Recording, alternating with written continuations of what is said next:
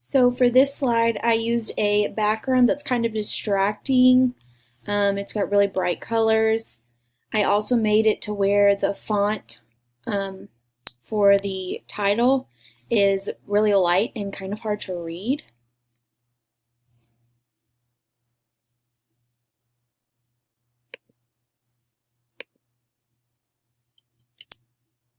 And I also added a annoying transition.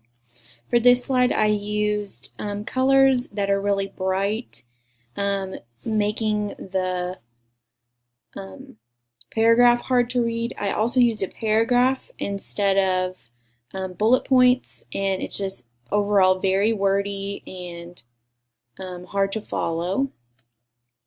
And then for this slide, I used, for the title and the body, I used two different fonts that are both hard to read. And then I added this little animation that has nothing to do with the presentation, and then another one. And then for the edited version, I used a plain white background with black words, made it very easy to read. The font is the same type of font throughout the whole presentation. For this slide, I made, instead of a paragraph, I changed it to bullet points. I tried to keep the